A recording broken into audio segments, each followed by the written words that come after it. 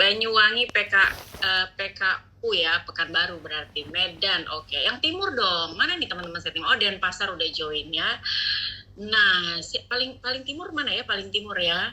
Adakah di sini selain Denpasar, Makassar ya, atau NTT, teman saya di NTB gitu ya. Oh, mau Mere. Wow, thank you Pak Denny Iskandar ya. Thank you. Nah, oh Ambon, wah, thank you teman-teman ya, semangat ya. Jadi walaupun hari ini adalah bulan puasa, aktivitas kita tetap harus semangat karena memang banyak hal yang kita bisa lakukan justru di bulan puasa ini ya, teman-teman. Ngomongin tentang Pro Future hari ini adalah tentu ini bukan webinar pertama, benar ya. Tapi saya mau tanya dulu sama Bapak Ibu yang join hari ini. Yang join hari ini Bapak Ibu sudah ikutan webinar Pro Future kita, ya, yang fokus untuk terus sukses, udah berapa kali sih? Kalau ini baru pertama kali berarti ketika angka 1. Saya udah 2 kali sih Rin ketika angka 2. Ya, 3 kali, 4 kali, dan bahkan 5 kali. Coba penasaran ya teman-teman, karena memang kita sudah lakukan di akhir Februari lalu, sekarang bulan Maret ya, akhir Januari itu kita udah lakukan, dan terus kita lakukan setiap minggu di bulan Februari, dan ini kita lanjut lakukan lagi di bulan Maret. Wow, thank you teman-teman, udah 2 kali ya. Dan tentunya kan teman-teman Bapak Ibu semua tahu ya, kalau ngomongin webinar Pro Future ini, tentu ada hal-hal yang sangat penting yang menjadi idea, yang menjadi ide-ide untuk ujung-ujungnya kita mau gaspol dan terus-menerus naikin kita punya income. Nah, Bapak Ibu, tanpa berlama-lama ya, saya tentunya acara ini tidak akan pernah seru kalau tidak ada openingnya. Kalau kita semua harus set objektifnya, kita di sini mau apa, ya kan? Dan sampai akhir harus stay, karena di akhir juga akan diinformasikan apa-apa aja yang bisa mendukung call to action-nya Bapak Ibu. Jadi dari awal sampai selesai gitu ya. Kalau gitu Bapak Ibu, untuk memulai acara ini saya akan panggilkan Pak Edmund Revan, atau biasa dipanggil Pak Revan gitu ya, sebagai Agency Learning Development, Head of Agency Learning. Selamat pagi Pak Revan. Oke, pagi Rina. Terima kasih Rina. Baik Bapak Ibu sekalian, selamat pagi semuanya. Apa kabar? Saya yakin masih tetap luar biasa, dahsyat, yes, succeed together Bapak Ibu ya. Baik Bapak Ibu sekalian, pertama-tama saya mau mengucapkan selamat menunaikan ibadah puasa untuk Bapak Ibu sekalian yang menjalankan ibadah puasa. Mungkin webinar hari ini sedikit berbeda waktunya Bapak Ibu ya. Biasanya mungkin Bapak Ibu bergabung dalam webinar kita itu jam 6.30 malam hari.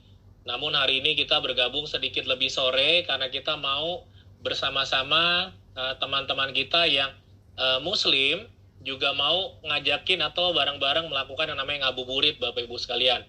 Nah, harapannya nanti webinar hari ini bisa jadi bisa jadi satu acara ataupun ngabuburit sehingga Bapak Ibu bisa sambil nunggu nanti sambil berbuka puasa, sehingga nanti ketika webinar sudah selesai nggak jauh lagi kita akan berbuka puasa Bapak Ibu sekalian. Nah, masih sama seperti yang tadi Rina sampaikan, kita masih melakukan terus-menerus webinar Pro Future, fokus untuk terus sukses Bapak Ibu sekalian. Nah, di bulan Januari kalau Bapak Ibu semua sudah ketahui, kita sudah luncurkan sebuah produk yang simple tapi berarti, nama produknya adalah Pro Future. Nah, hari ini itu kalau saya tidak salah adalah webinar yang ke-6. Webinar yang ke-6 dari Pro Future. Jadi sudah ada kurang lebih mungkin sekitar 10 sampai dengan 12 selling idea Bapak Ibu sekalian yang bisa Bapak Ibu saksikan di dalam Pro Expert. Mungkin ada di antara Bapak Ibu sekalian yang tertinggal. Bapak Ibu sekalian tertinggal, saya nggak ikut yang pertama Revan, saya nggak ikut yang kedua, saya nggak ikut yang ketiga. Mungkin ini tadi saya lihat adalah ada beberapa dari kita sekalian, ini adalah webinar Pro Future kita yang pertama. Nah, untuk itu kalau Bapak Ibu mau lihat, mau review lagi, mau saksikan lagi webinar-webinar sebelumnya karena mau dapatkan ide-ide penjualan Pro Future dari berbagai macam pembicara, itu Bapak Ibu bisa akses di dalam Pro Expert kita Bapak Ibu sekalian. Nah, kemudian hari ini saya mau mengucapkan terima kasih pertama-tama kepada Pak Aldi yang sudah memberikan waktunya. Pak Aldi adalah speaker kita yang hari ini akan berbagi sama Bapak Ibu sekalian tentang bagaimana cara melakukan penjualan atau melakukan pendekatan kepada nasabah ketika kita mau menyajikan Pro Future sebagai salah satu solusi atas perencanaan keuangannya nasabah Bapak Ibu sekalian. Nah, sampai dengan hari ini sudah ada kurang lebih 15.000 agen yang tersertifikasi Jadi sudah ada 15.000 agen melakukan sertifikasi Pro Future. Kok banyak banget ya Revan ya? Karena sertifikasinya simple Bapak Ibu sekalian. Sertifikasinya simple, sama seperti produknya. Simple tapi berarti. Jadi sertifikasinya simple, Bapak Ibu sekalian nanti tinggal lakukan pembelajaran melalui Proofforce. Setelah Bapak Ibu selesai melakukan pembelajaran melalui Proofforce, maka Bapak Ibu akan langsung diarahkan ke dalam yang namanya post-test Bapak Ibu sekalian. Nah, dalam post-test tersebut nantinya akan ada beberapa pertanyaan yang harus Bapak Ibu jawab dan Bapak Ibu harus lulus dari post-testnya. Sehingga setelah lulus dari post-testnya, maka Bapak Ibu bisa segera lakukan penjualan Pro Future Bapak Ibu sekalian. Kenapa sih Revan kok kita sering sekali mengadakan webinar Pro Future? Karena kita mau terus berbagi sama Bapak Ibu sekalian tentang produk Pro Future yang simple tapi berarti. Produknya sangat simple sekali Bapak Ibu sekalian.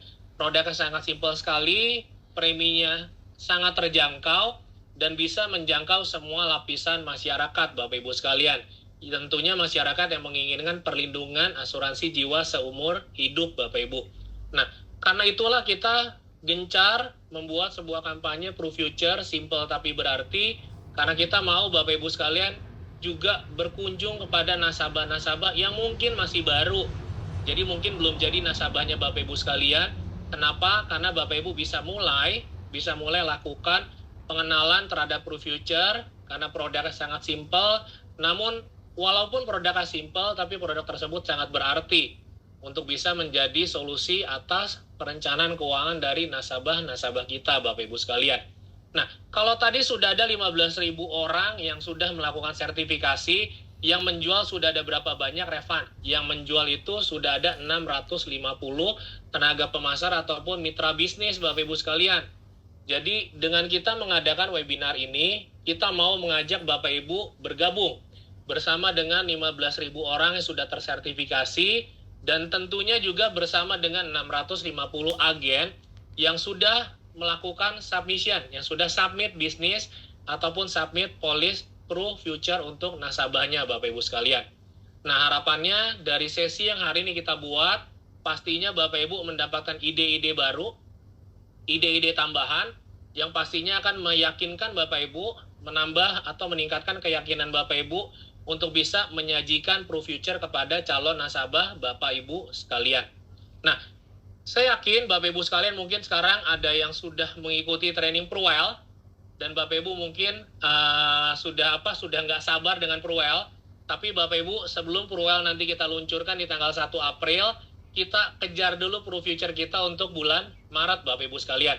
Jadi jangan khawatir karena sebelum Pruwell nanti luncur, pastikan kita sudah bisa melakukan atau menyajikan Pro Future kepada nasabah kita Bapak Ibu sekalian.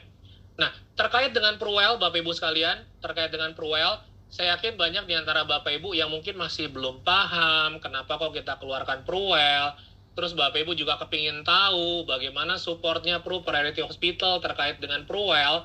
Nah, hari ini saya juga mau sharing sama Bapak Ibu sekalian. Sharing apa sih, Revan? Saya nggak akan sharing produknya seperti apa. Saya akan sharing kalau saya itu kemarin sudah melakukan podcast. Saya sudah ngobrol-ngobrol dengan Ibu Karin Zulkarnain, dan juga saya sudah ngobrol-ngobrol dengan Dr. Dian. Tentunya dengan dua topik yang berbeda. Topik yang pertama tentang kenapa harus Pruwell, yang kedua adalah tentang bagaimana supportnya Pro Priority Hospital untuk membantu membuat program Pruwell kita menjadi lebih luar biasa. Nah, semua rekaman ataupun semua podcast ataupun hasil percakapan saya dengan Ibu Karin Zulkarnain dan juga dengan Dr. Dian Budiani itu sudah bisa Bapak Ibu saksikan di dalam Pro Expert. Lagi-lagi Revan kok nama yang disebut Pro Expert terus ya. Gimana cara akses Pro Expert? Silakan hubungi trainer, hubungi BDD, hubungi BD Anda untuk bisa memastikan Anda bisa segera login ke dalam Pro Expert dan bisa menyaksikan banyak sekali ratusan training, video, rekaman, kemudian juga informasi tentang apapun juga yang bisa membantu Bapak Ibu sekalian meningkatkan bisnis Bapak Ibu sekalian di Prudential Indonesia. Nah, untuk bisa tahu seperti apa sih cuplikan dari hasil tanya jawab saya dengan Ibu Karin, Bapak Ibu sekalian bisa segera saksikan video berikut ini.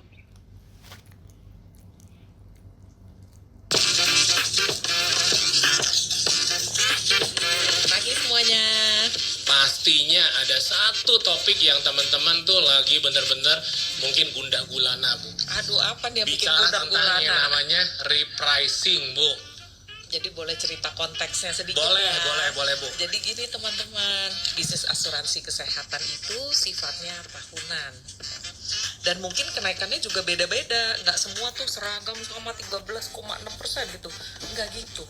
Ada satu konsultan ya membuat satu research tentang global medical trend. Ini konsultannya namanya Mercer. 86% perusahaan asuransi global, jadi ini di luar Indonesia juga ya, di seluruh dunia itu merasa bahwa inflasi medis atau kenaikan biaya-biaya untuk treatment medis ini sangat berdampak pada tren kesehatan. Untuk menyikapi yang namanya fenomena repricing ini, Bu, apa sih inovasi yang Prudential mau lakukan, Bu, ke depannya? Ya, mungkin kita mulai dari apa yang sudah kita lakukan sebelum kita repricing. Ya. Gitu ya. Nah, saya bukan dokter, mungkin kapan-kapan bisa ngobrol dengan dokter Dian ya, dibahas lebih detail lagi, tapi prinsipnya kita itu membuatkan standarisasi seperti itu. Itu udah satu keberangkatan yang kita lakukan. Yang kedua, kita pun mengedukasi para jurnalis. Itu Bu Karin berkomunikasi dengan para jurnalis, Bu, tentang fenomena repricing ini.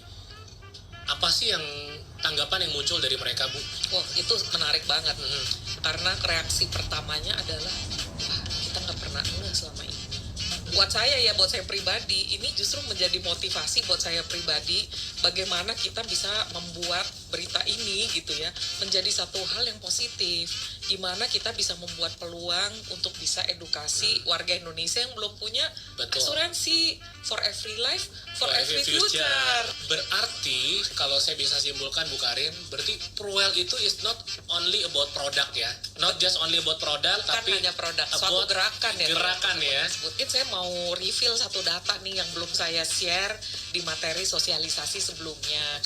Jadi ada satu slide yang menunjukkan top 40 claims. Semua podcast kita itu kita bisa saksikan di dalam ProExpert, dan Bapak Ibu juga bisa review apa yang memang Bapak Ibu lihat, mungkin bisa berikan feedback kepada kita terhadap konten-konten podcast yang saat ini kita sudah jalani.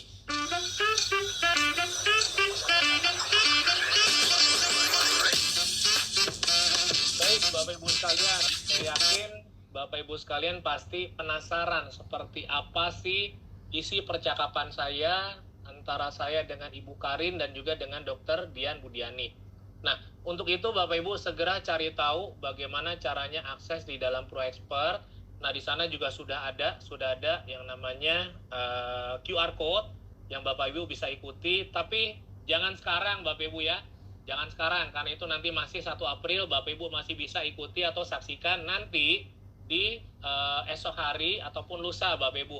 Hari ini fokusnya kita adalah bagaimana caranya membuat produk yang simple tapi berarti PruFuture ke tengah-tengah nasabah kita, ke tengah-tengah calon nasabah kita, untuk bisa membantu nasabah kita melindungi dan juga merencanakan perencanaan keuangan nasabah kita, Bapak Ibu sekalian. Nah, untuk itu Bapak Ibu, dari saya sekian, saya yakin Bapak Ibu sudah tidak sabar ketemu sama Pak Aldi dan mendengarkan bagaimana ceritanya beliau tentang selling idea untuk bisa membawa ataupun memperkenalkan PruFuture kepada calon-calon nasabah kita, Bapak Ibu sekalian. Terima kasih dari saya Bapak Ibu, semoga sesi hari ini membuat Bapak Ibu semakin terinspirasi, dan jangan lupa pastikan catat informasi penting yang nantinya Bapak Ibu bisa dapatkan melalui sharing yang diberikan oleh Pak Aldi, karena kesempatan kali ini adalah kesempatan sangat berharga buat Anda. Anda sudah luangkan waktu, Anda sudah investasikan waktu. Pastikan investasi yang sudah Anda lakukan hari ini itu bisa menghasilkan dari mulai 1, 2, 3 case PruFuture yang tentunya bisa membawa Anda membesarkan bisnis Anda bersama dengan Prudential. Terima kasih dari saya Bapak Ibu, sukses buat Anda sekalian, dan saya kembalikan lagi kepada Rina.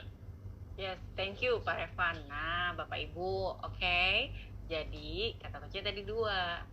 Dengerin podcastnya nanti kalau udah selesai webinarnya, karena hari ini komitmen kita mau dengerin dulu idenya, dan memang kan PruFuture yang simple tapi berarti, karena saking simpelnya dan tetap berarti ya Bapak Ibu, tapi berarti ini akan memudahkan kita untuk cerita ke calon nasabah. Tentunya idenya speaker kita yang akan cerita panjang kali lebar.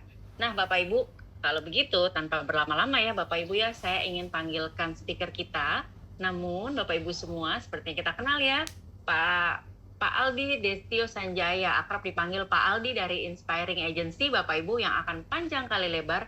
Yuk Bapak Ibu, fokusnya yang benar-benar serius, karena waktu yang singkat ini efektif dan efisien kita akan gunakan untuk investasi waktunya Bapak Ibu. Oke, mendengarkan sharing session yang luar biasa banget ya, yang akan sangat berarti buat kita semua. Dan untuk sesi dengan speaker, saya akan panggilkan rekan saya, Ira, yang akan menjadi moderator terhadap bincang-bincang kepada Pak Aldi. Selamat pagi, Ira. Pagi Rina, waduh ya, udah gak sabar pasti ya kita ya dengerin ngobrol bareng dengan Pak Aldi dan belajar banget apa yang udah diimplementasikan dengan Pak. Thank you Rina. Makasih, Ira. Oke Bapak Ibu, selamat pagi. Izinkan saya menyapa dulu teman-teman sebelum saya panggil ya Pak Aldi ya. Nah, kayaknya udah hadir nih Pak Aldi ya. Untuk sesi ini, saya putus-putuskan atau suara saya aman ya? Oke, suaranya jauh. Boleh saya dikasih feedback apa benar ya? Suara saya ini ya? Oke. Jelas kok, Jeng Ira. Jelas kan? Oke. Jelas. Aku agak deg-degan karena kalau suaranya putus-putus, ini aku udah membelah diri loh Pak. Aku udah pakai 2 nih. Nah ya, jadi Bapak Ibu, mari kita sambut bersama yaitu speaker kita hari ini yaitu Pak Aldi. Ya, selamat pagi teman-teman semua. Semoga puasanya yang lagi menjalankan puasanya lancar-lancar. Thank you untuk para manajemen Prudential. Kemarin juga udah ketemu sama Kang Ajat ya, sama Teh Ira ya. Udah ngobrol-ngobrol. Semoga hari ini sesi sharingnya bakal bisa bawa banyak insight ke teman-teman semua ya. Ya, silakan Ira. Oke, Pak Aldi, bener ya, kita lagi puasa. Saya sampai lupa nih Pak. Biasanya kita jam segini udah takjil luar ini Pak ya. Tapi hari ini kita ngabuburit bareng, ngobrol-ngobrol ya Pak. Karena takjilnya nanti mudah-mudahan udah ada yang kirim sendiri ya Pak. Nah, Pak Aldi, thank you udah meluangkan waktu untuk bisa sharing di sore-sore seperti ini sama kita Pak. Nah Pak, karena kita ngomongin Pro Future dan Pak Reman tadi sudah menginformasikan karena begitu simpelnya produk ini Pak. Nah Pak, pada saat kita meluncurkan produk Pro Future ini, kalau boleh saya tahu nih Pak, yang ada di dalam benaknya Pak Aldi, siapa ya calon nasabah yang bisa saya tawarin Pak? Itu kira-kira kepikiran siapa Pak pertama kali? Oke, sebenarnya sih pada saat produk Pro Future ini keluar, saya ini cukup teknis ya, Bu Ira ya, suka ngitung orangnya. Dan lucu ya, kemarin kan kalau teman-teman tahu salah satu yang ada financial influencer itu ada di Inspiring ya, namanya Philip Mulyana ya. Itu kebetulan direct unit saya ya teman-teman ya. Lucu banget pada saat di launching kita sama-sama dengerin waktu itu ya, kita langsung ngitung sebenarnya Bu Ira ya, oh ini gimana nih dibandingin Perwarisan, dibandingin sebelah kayak bagaimana nih. Dan pada saat kita ngitung gitu ya, kita tuh sangat excited dengan produk Pro Future ini sebenarnya.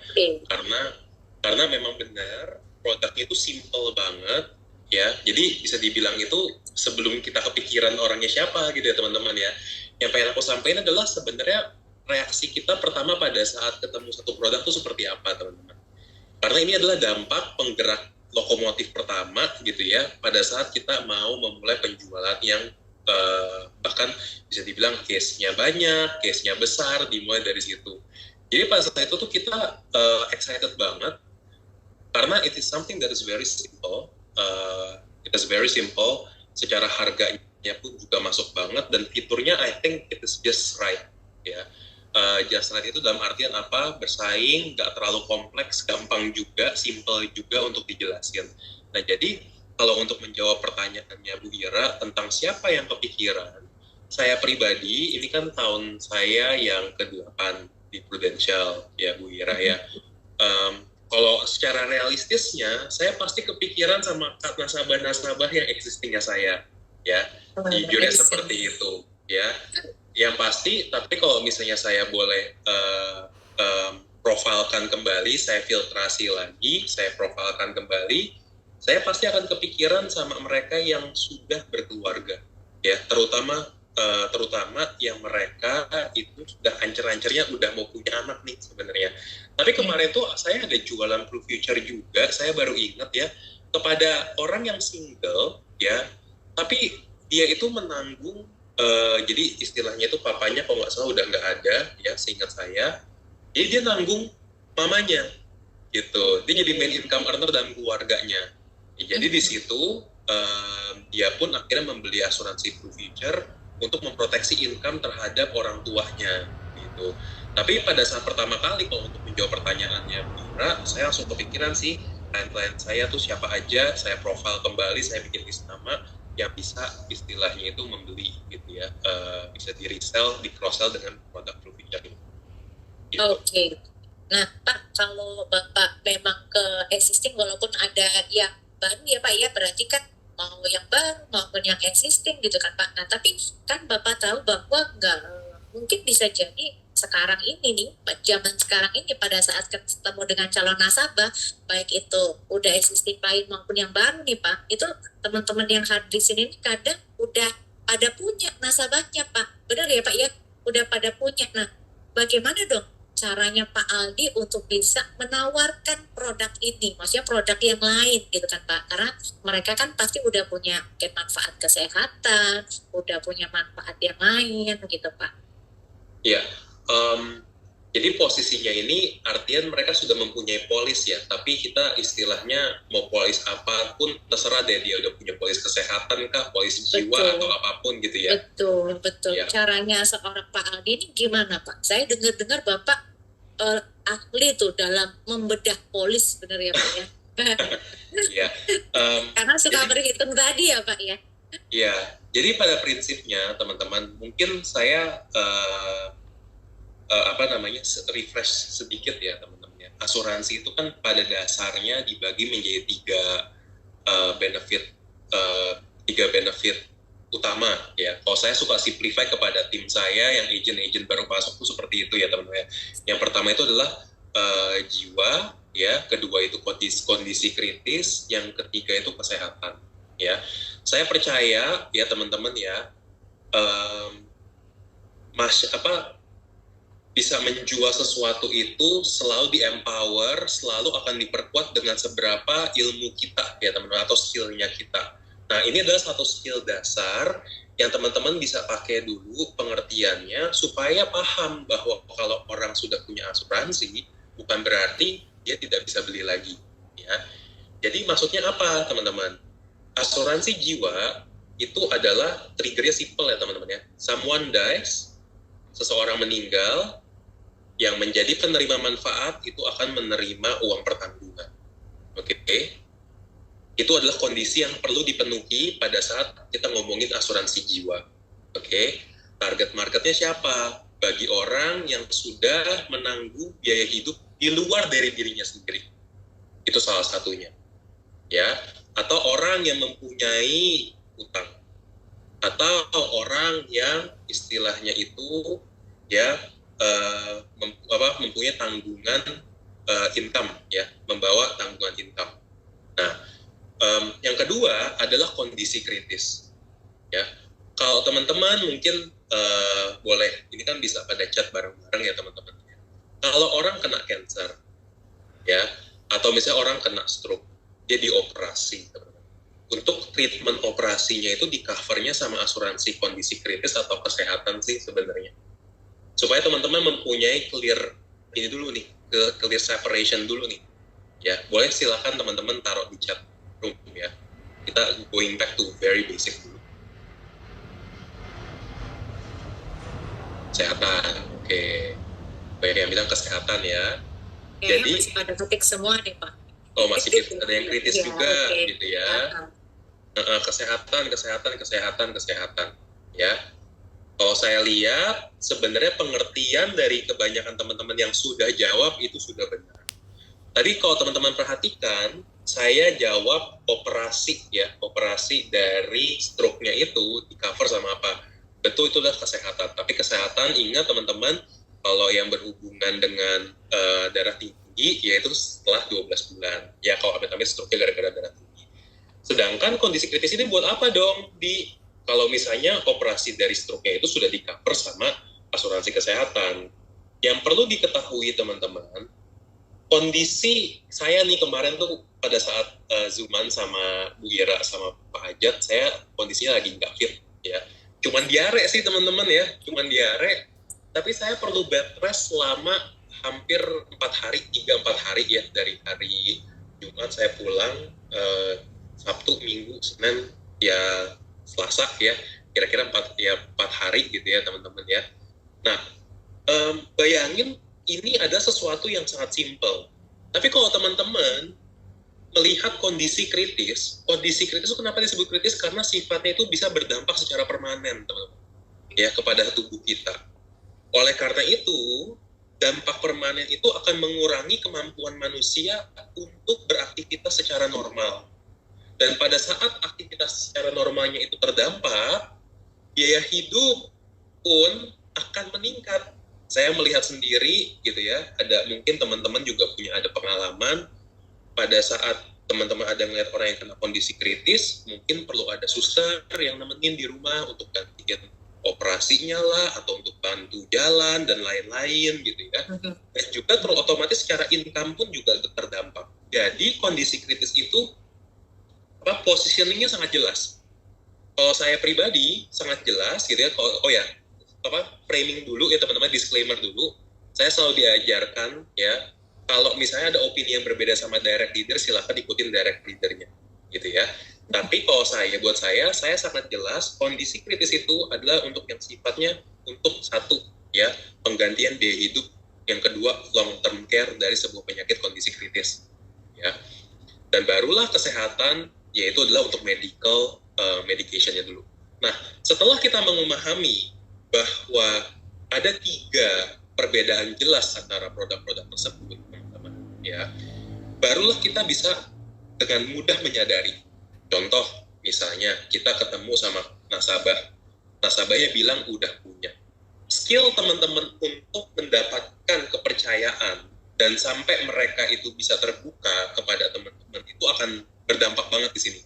Karena itu proses yang cukup challenging ya, untuk bisa orang tuh terbuka, ngasih teman-teman polisnya apa ya teman-teman ya. Tapi kalau misalnya polisnya udah kebuka, teman-teman mempunyai dasar ilmu yang tadi saya berikan, teman-teman udah tahu nih sebenarnya dia punya kesehatan, tapi dia sebenarnya profilnya baru punya anak misalnya kayak begitu. Itu akan sangat mudah ya, karena kebutuhannya memang sudah di sana, tinggal disadarkan aja, kayaknya gue boleh deh kasih rekomendasi lu beli asuransi jiwa. Dan ProFuture ini adalah salah satu produk yang sangat, bahkan bisa dibilang paling bersaing di pasaran pada saat ini ya. Jadi itu sih Bu Ira ya, untuk sekarang supaya nggak terlalu panjang dulu. Oke. Wah, Pak, berarti ini pada saat kita ketemu, nah karena memang saking lengkapnya ya teman-teman ya, jadi pada saat kita menawarkan sebuah manfaat, itu memang kita harus tahu dulu nasabah saya punya apa gitu Pak ya. Dan Pak Aldi tadi udah menjelaskan dengan baik bahwa bridging-nya, masuknya gitu ya Pak ya, itu ngomongin kesehatan Pak. Ini kan sebagian besar kalau saya lihat nih Pak, teman-teman yang join hari ini adalah teman-teman yang baru Pak, gitu ya Pak.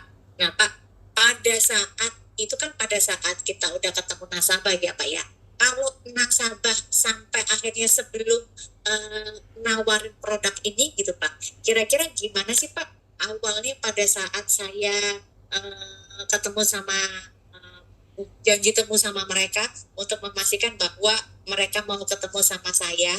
Kemudian boleh dikasih tipsnya dong Pak, gimana sih caranya sampai mau gitu mereka menambah produk ini ke kita gitu. Karena saya dengar Bapak barusan closing besar Pak ya. Iya. Semoga segera isyut ya Pak ya. Iya. Isyut dan isyut lagi karena udah ada banyak yang isyut ya Pak. Iya nih Bu, minta tolong bantuan para teman-teman dari manajemen untuk bantu isyut ya. Jadi teman-teman ini buat menginspirasi sedikit gitu ya. Kenapa kemarin itu pembicaraan dari Bu Ira sama saya dibawain ke sini gitu ya. Kemarin saya cerita sama Bu Ira. Jadi saya ini sebenarnya tuh lagi ada submit satu case ya teman-teman ya. UP-nya lumayan besar, API-nya kebetulan di atas 1M. Saya tidak sebut exact-nya berapa ya teman-teman ya. API-nya lumayan banget sejujurnya buat saya ya. Jadi itu tuh kemarin kan ditanya gitu kan, maksudnya digali gimana sih kemarin Bapak bisa mendapatkan istilahnya case seperti ini gitu ya. Dan ya memang saya sempat bilang bahwa kalau saya pribadi kemarin itu dapatnya dari memang saya mau service lewat dari review policy dan juga banyak service yang saya lakukan berturut-turut udah di periode yang cukup lama sampai nasabah itu trust ke saya gitu kan. Nah tapi kan saya aware ya teman-teman mungkin di sini itu kan berarti lu sudah punya existing klien dong gitu kan yang udah trust sama lu gitu kan. Terus pertanyaannya bagaimana kita bisa mendapatkan trust, bisa membangun trust dengan klien ya teman-teman ya. Sedikit cerita, saya ini mempunyai satu apa ya bisa dibilang ya prinsip ya teman-teman ya, bahwa agent insurance itu adalah profesi yang sangat mulia teman-teman. Oke, itu pertama ya. Yang kedua adalah kita itu kenapa harus menutup-nutupi bahwa kita itu agent insurance kalau misalnya memang produknya bagus. Kemarin saya cerita ke Bu Ira gitu ya, Bu, yang namanya kalau misalnya kita itu ragu-ragu pada saat kita istilahnya ini mau ngomong gue di asuransi misalnya kayak begitu ya, pada saat bibitnya ragu-ragu itu pasti buahnya tuh keraguan-raguan ya. Kemarin saya kasih analogi lagi, saya kan punya ini anjing di rumah teman-teman ya. Anjing saya ini nih cukup galak ya sebenarnya ya, cukup galak ya. Tapi lucunya dia hanya galak kepada orang yang show rasa takut teman-teman. Itu orangnya santai aja masuk ke dalam rumah, dia akan gonggongin sedikit tapi habis itu dia cuek teman-teman. Nggak taunya saya sempat research di Google, anjing itu tuh sangat sensitif penciumannya sampai dia bisa mencium hormon-hormon takut yang keluar dari tubuh kita teman-teman. Jadi lu bayangin ya, anjing itu sensitif banget terhadap apapun. Ini kita berhubungan sama manusia. Manusia tuh juga bisa membaca gerak-gerik dan juga perasaan-perasaan yang kita keluarkan. Jadi teman-teman, pada saat sebenarnya saya mencoba untuk membuat janji, ya, pada saat membuat janji, saya itu melakukan yang namanya kasih teman-teman begini analoginya. Proses sales cycle di dalam asuransi itu akan mulai pada saat teman-teman ketemu sama nasabah bagaimana caranya itu. Oke? For me, every time I meet someone new, it is a sales cycle. Oke? Tapi banyak orang yang mikir kayak begini. Aduh, berarti kalau misalnya gue jadi agent, setiap kali gue ketemu sama temen, gitu ya, setiap kali gue ketemu sama temen, pasti gue mikirnya closing dong. Enggak, teman-teman.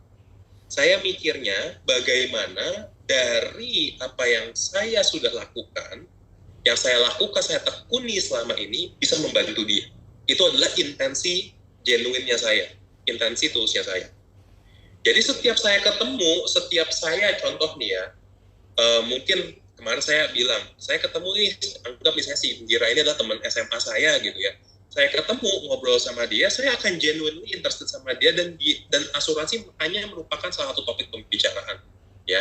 Nah, apa yang saya bicarakan pada saat ngobrol sama teman saya itu ada 3.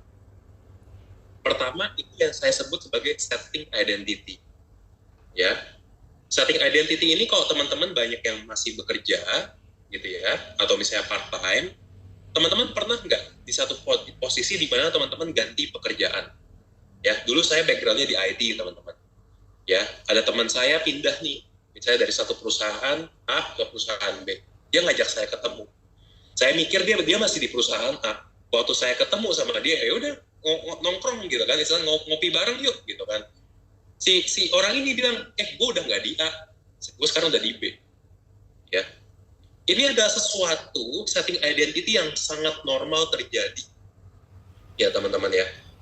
Bahkan teman-teman di manajemen pun saya rasa juga mempunyai pengalaman yang sangat similar.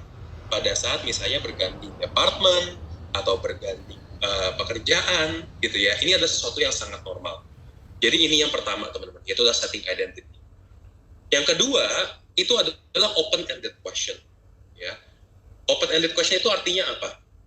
Nah, lo kan tahu nih, ya, gue di insurance kan ngobrol kan, lo sekarang di mana? Sekarang apa dia mungkin tanya juga, aku sekarang di mana?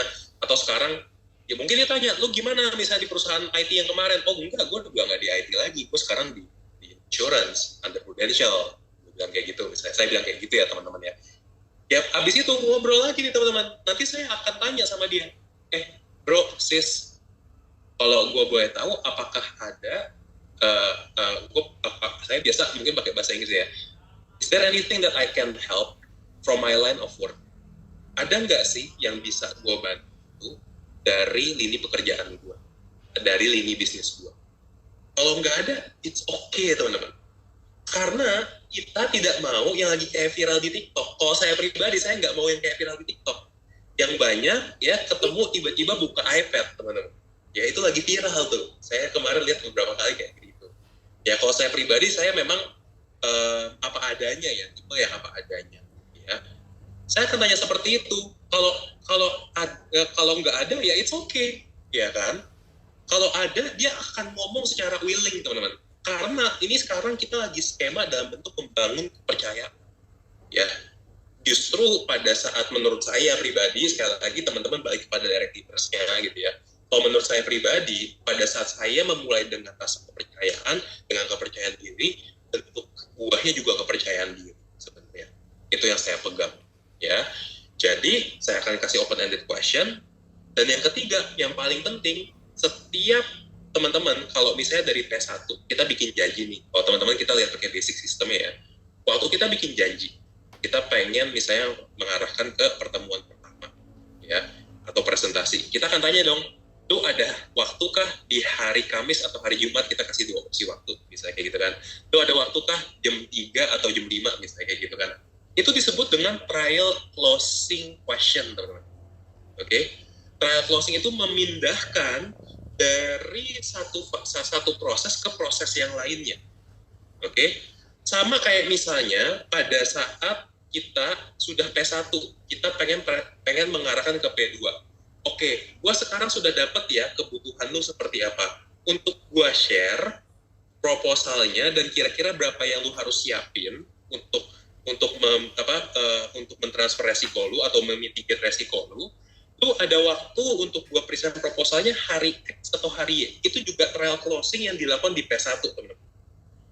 Pada saat kita P2 atau kita pengen closing, ya teman-teman pengen submission, kalau saya diajarkan kayak begini, ya. Tugas gua adalah submit. Dari submit akan istilahnya itu bisa diterima, ditolak atau disuruh medical, ya. Habis itu kita akan tanya, dari 2 proposal ini, lu lebih cenderung ke yang mana? So, every step itu ada trial closing-nya, teman-teman. Sama pada saat pertama kali kita ketemu sama klien pun juga ada trial closing-nya supaya memudahkan kita untuk melakukan presentasi. Yaitu caranya apa? Kan tadi kan pertama udah setting identity. Kedua, open-ended question. Ketiga, trial closing atau framing di akhir pembicaraan saya itu adalah, bro, sis, nanti kalau misalnya gue rasa ada update yang berguna buat lu, gue akan kontak lu ya. Dan juga kalau misalnya lu ngerasa ada butuh apapun, walaupun gue bukan agent lu, if you need anything, ya, when it is related to insurance atau enggak pun, silakan lu kontak gue. Moga-moga gue bisa bantu, ya. Atau kalau misalnya teman-teman sudah tahu dia punya polis, kalau misalnya lu berkenan, kan lu sudah punya polis nih, ya, nanti share ke gue bisa kasih beberapa pandangan sebagai second opinion buat lu. Teman-teman boleh pakai kata-kata second opinion, karena bisa jadi mereka sudah punya agent yang mereka percaya, and it does not hurt untuk orang mempunyai second opinion. Jadi itu yang saya lakukan pada saat pertemuan, bisa dibilang itu setting trust-nya saya, Bu Kira. Oke. Wah, ini berarti menjawab banget nih, Pak. Karena di Q&A ada pertanyaan, bagaimana sih caranya bisa review polis padahal secara relationship itu masih biasa-biasa aja gitu. Udah terjawab ya Pak, berarti kita harus memang bikin trust dulu. Kita kasih tahu identity kita dulu, identitas kita. Orang kadang-kadang aja ditanya kerja di mana, enggak ngaku ya Pak ya. Karena memang agent-agent baru tuh masih seperti kata Pak Aldi tadi, kalau ragu nih ya, ragu. Nah kita juga bisa nih mencium ragunya Anda gitu di bisnis ini. Jadi kalau mau closing juga masih mikir-mikir gitu ya Pak ya. Nah Pak, kalau tadi kalau memang kita udah bikin trust gitu kan Pak. Nah dari pengalaman Bapak tadi merujuk ke yang review polis tadi. Nah itu Bapak bagaimana Pak menawarkan lagi untuk closing? Padahal kan kalau review polis itu berarti kan nasabah saya udah punya beberapa polis Pak. Nah itu gimana Pak pendekatannya yang Bapak lakukan? Oke. Teman-teman, sebelum saya masuk ke pertanyaan itu, saya pengen ingatkan dulu ya, bahwa kepercayaan diri itu juga dibangun. Trust itu kan sebenarnya is a confidence in other person. Itu trust ya teman-teman ya. Itu adalah kepercayaan terhadap orang lain atau pihak lain. Tapi self confidence itu juga perlu dibangun teman-teman. Jadi sangat wajar ya, saya harus ngomong ini, sangat wajar kalau teman-teman pada saat mulai itu sangat ragu-ragu sih gitu ya. Gue belum dapat hasil gitu kan, gue belum ada nama gitu kan. Tapi makanya leaders teman-teman semestinya gitu ya bisa mengarahkan teman-teman untuk mulai dari closest circle dulu. Makanya kan ada ring 1, ring 2 dan selanjutnya ya teman-teman. So always start istilahnya itu untuk mestinya teman-teman leader bisa tahu lah untuk menggali marketnya teman-teman sendiri gitu ya. Itu pun juga proses sih. Saya pribadi pada saat saya mencoba untuk meng-coach tim di dalam grup saya, ya memang itu juga perlu dibangun. Dia perlu mungkin kontak berapa orang dulu, sedikit orang dulu, PD-nya makin kebangun. Nah PD-nya gimana ngebangunnya nih teman-teman ke dalam diri sendiri. Bukan tugasnya leadernya, bukan tugas elunya juga. Lucunya, PD itu paling dibangun kalau ada orang yang tidak berkepentingan, tapi dia bilang sesuatu yang bagus kepada diri kalian, teman-teman. Kalau buat saya pribadi, agent-agent saya itu, dia suka tanya kayak gini, aduh, mau nggak ya dia, aduh bisa nggak ya dia, gue prospek dia, misalnya kayak begitu ya teman-teman ya. Aku bilang kayak gini, kalau gue bilang lu bisa, nanti lu bilang ya iyalah, lu kan leader gue, makanya lu bilang gue bisa kan, lu lagi pengen motivasi gue, gitu kan. Tapi kalau misalnya lu bilang diri lu sendiri yang bilang bisa juga lu gak yakin. Jadi caranya adalah silakan coba lakukan dulu, ya. Keberhasilan itu nggak selalu dari closing akhir teman-teman menurut saya. Ya, closing itu adalah bentuk bentuk kesuksesan yang sudah ditumpuk kondisi-kondisinya itu sudah tercentangi. Ya, banyak kotak-kotak kecil yang sudah dicentangin, ya. Tapi pada saat mungkin lu ketemu sama klien dan kliennya bilang, thank you loh update-nya loh, thank you loh, lu sudah mematahkan bahwa agent insurance itu sebenarnya membantu loh.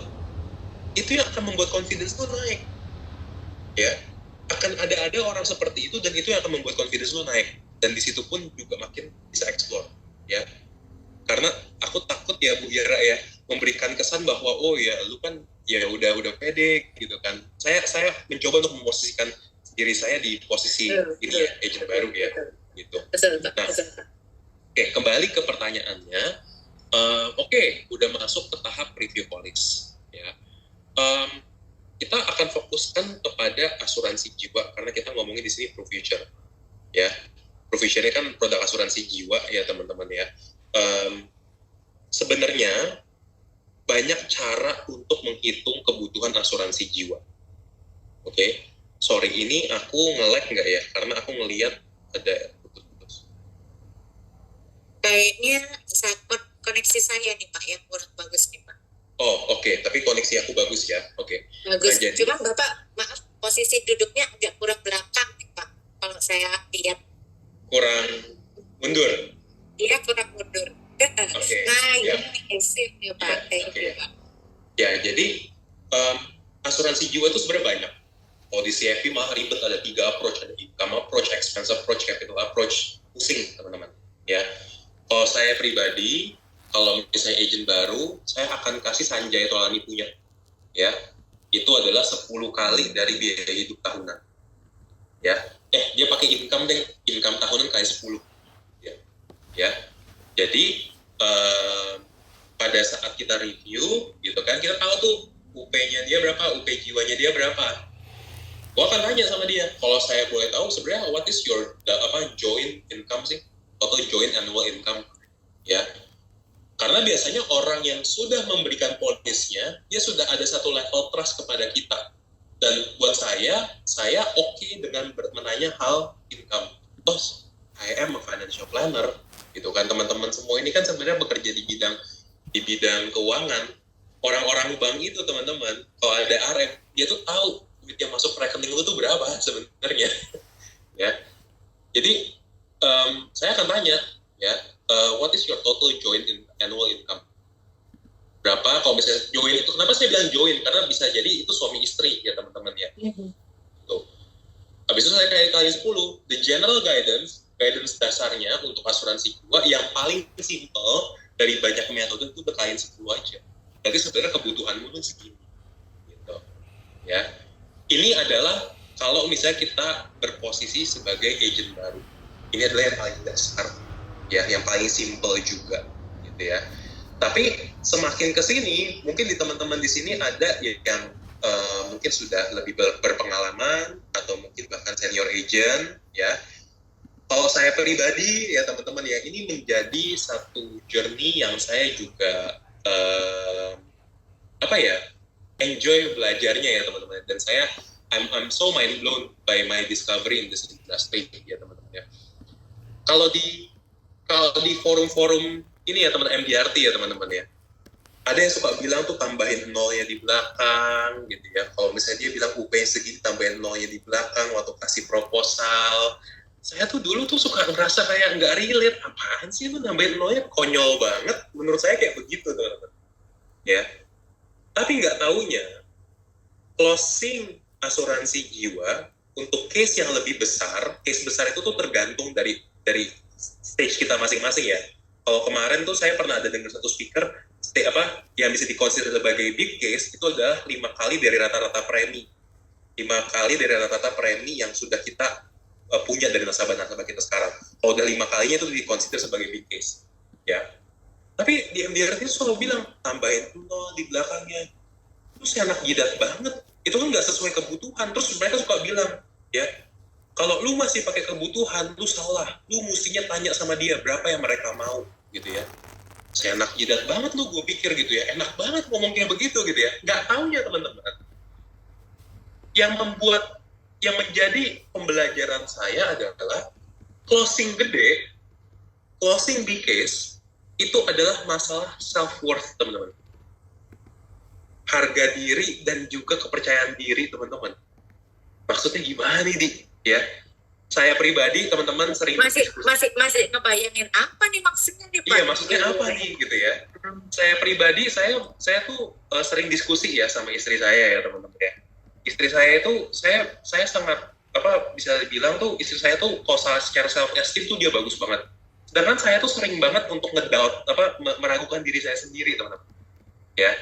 Yang bikin keputusan aja tuh kayaknya lama gitu ya, kalkulatif, panjang gitu ya, istilahnya gitu ya. Tapi nggak taunya teman-teman, itu ada rasa kayak begini.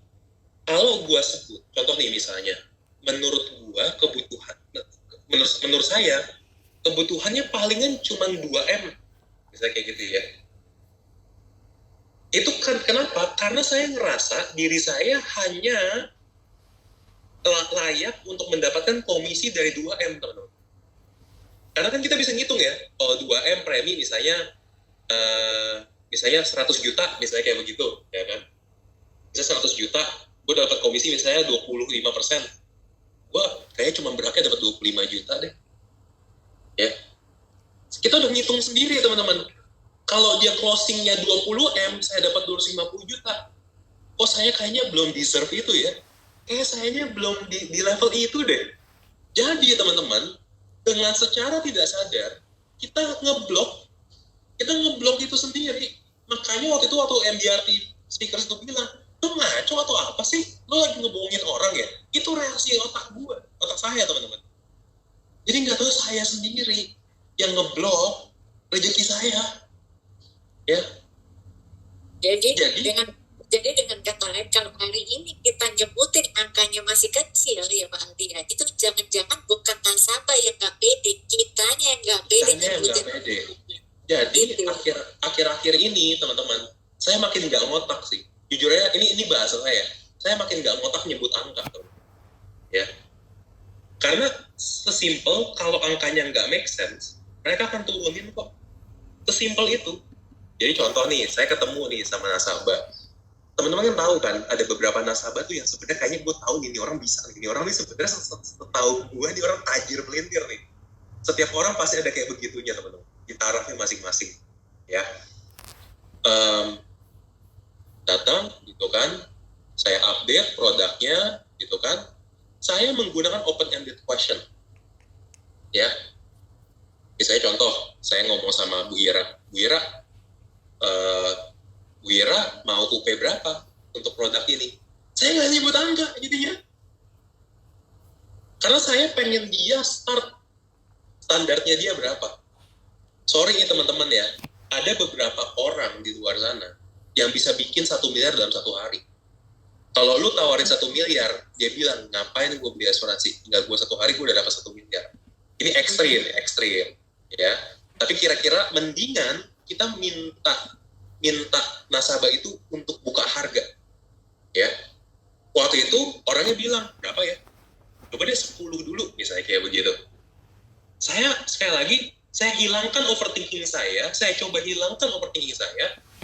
Saya tanya, kalau misalnya 25, gimana? Boleh nggak coba aku bikinin? Ya boleh aja, ajib, salah gue, terlalu rendah. Mestinya gue naikin ke 50. Bisa ada yang 25 tapi santai, berarti kerendahan gitu ya Pak ya? Masih kerendahan teman-teman, masih kerendahan. Ya, mestinya beneran tambahin 0. Ya, kalau 100 gimana? Oh, kalau 100 kayak, palingan dia ngomong gini, kayak 100 kegedean deh. Oh, kalau gitu, kalau misalnya 75 atau gocap deh 50 gimana? Teman-teman, bedanya 1M sama 50M tuh banyak banget loh teman-teman loh. API-nya loh teman-teman. Ya. Dan API dari bayar 10 tahun sama ke 5 tahun itu juga beda banget loh teman-teman API-nya. Beda banget. Ya, jadi selalu saya mulai, kalau waktu itu ada salah satu mentor di MDRT bilang, ya, menjual insurance ini nih kayak kita tuh lagi ski, ya. Ski itu kan memang nggak ada di Indonesia ya teman-teman ya. Gampangnya naik perosotan teman-teman. Ya turun, bukan naik ya, turun perosotan teman-teman. Lu harus naik dulu sampai satu ketinggian maksimum, habis itu merosot ke bawah. Lu nggak bisa merosot dari bawah ke atas. Jadi lu harus ngambil yang dari atasnya dulu, nanti lu bareng-bareng merosot sama nasabah lu. Dia bilang kayak begitu. Itu prinsip yang sekarang tuh saya mencoba untuk selalu saya pegang sampai saat ini. Gitu. Gitu kayak Bu Ira ya. Jadi saya bisa kasih journey dari yang paling simpelnya kayak 10 sampai yang sekarang saya lakukan apa. Jadi nggak cuma asal bunyi ya Pak, sebenarnya itu malah menurut Pak Aldi dari sekian pengalaman Pak Aldi bahwa ya itu yang paling benar gitu. Tapi masalahnya pada saat kita nyebutin angka ditambahin 0, jangan-jangan kitanya yang surprise gitu ya Pak. Jadi beneran nih. Beneran nih aku closing tanya open-ended question ya? dulu aja. Tanya open-ended question dulu. Oke. Pak, ada lagi nih Pak, terakhir nih Pak. Pak, gimana sih caranya? Karena ini ada yang kepo, ini termasuk saya juga kepo sih Pak. Gimana Bapak bisa closing dengan api segitu gede Pak? Ya kita aminin Pak. Bu, jangan digoreng dulu Bu, belum i-shoot Bu. Kalau misalnya teman-teman manajemen udah bisa i-shootin. Boleh dong Pak, kasih tipsnya gimana sih caranya bisa dapat closingan, atau mungkin besar itu kan sifatnya ini Pak ya, tiap personal orang kan berbeda-beda. Walaupun saya agent baru kan boleh saya ini gitu Pak ya, teman-teman di sini nanti saya bisa closing dengan caranya Pak Aldi. Tapi gimana sih closing dengan cara Pak Aldi? Tadi kan udah pakai ini bedah polis, dan apalagi yang Bapak informasikan ke nasabah sampai akhirnya nasabah percaya sama Bapak dan akhirnya mau gitu loh membeli produk dengan premi yang jumlahnya nggak kecil. kalau premi itu tergantung kemampuan nasabah, Bu Ira. Betul. True. Jadi kalau misalnya saya bilang, kalau misalnya kita mau ngomongin jumbo case, itu harus ketemu sama orang yang tepat. Unfortunately, that is the only, menurut itu discovery-nya saya sampai saat ini. Ya, kita harus ketemu sama orang yang tepat. Kalau misalnya kita ngomongin jumbo case, daripada saya sedikit ubah ya, Bu ya. Kemarin ada pertanyaan yang menarik dari Bu Ira. Bu Ira ada bilang, apa sih Pak yang bisa bikin orang closing to future, misalnya kayak begitu. Ya kalau nggak salah ya Bu Ira ya. Ya menurut saya itu kalau misalnya kita tanya spesifik ke Proof Future is a beautiful product teman-teman. Ya. And trust me, saya tuh demen banget ngitung orangnya ya teman-teman ya. Ini produk yang bagus. Ini produk yang bagus ya teman-teman ya. Tapi dimensi penjualan itu tidak linear. Dimensi penjualan itu tuh banyak dimensinya. Ya. Kalau waktu itu kemarin saya cerita sama Bu Ira, ya, saya suka banget salah satu sharing dari salah satu ini ya teman-teman ya, sesepuh kita yaitu adalah Pak Handoyo, ya. Dia pernah bilang pada dasarnya closing itu terjadi atas 3. Kalau misalnya 3 kondisi sudah terpenuhi. Need, kebutuhan, trust, kepercayaan, budget. Kalau kalian belum closing, kalian tinggal udah-udah di sininya aja. Ya, sebenarnya ya. Jadi, kalau kemarin ditanya gitu, case-nya apa? Sebenarnya sales idea-nya itu kan itu-itu aja, ya teman-teman ya. Gimana caranya kita proteksi income, loan protection. Justru kalau loan protection saya pribadi gitu ya, saya lebih suka misalnya ada cinta juga gitu kan istilahnya gitu kan. Proof Future kan whole life product sebenarnya, ya kan. Bisa sih ada beberapa case loan yang pakai whole life juga ada gitu ya teman-teman ya. Tapi menurut saya produk itu adalah solusi dari masalah yang atau dari kebutuhan atau kemauan yang kita temuin, ya. Tapi kembali kepada 3 ini, kalau misalnya lu belum closing, selalu baliknya ke sini kok. Need, budget, sama trust, nggak lain dari situ, ya. Jadi kemarin saya ada tim saya, ada adik saya bertanya, gitu ya. Ini case nasabahnya yang cari dia, teman-teman, ya. Wah, ini produk yang gue cari dari berapa lama. Kira-kira jadi agent kayak begitu udah kembang kempis tuh ya teman-teman ya. Wah, closing nih gue nih. API-nya lumayan teman-teman. 50-an ya teman-teman, lumayan lah ya. Tapi sampai sekarang setelah berbulan-bulan dia nge-stuck terus, kagak mau submit terus. Ya. Padahal proses submission itu ya istilahnya it's just submit gitu kan untuk dianalisis sama Prudential. Benar nggak teman-teman?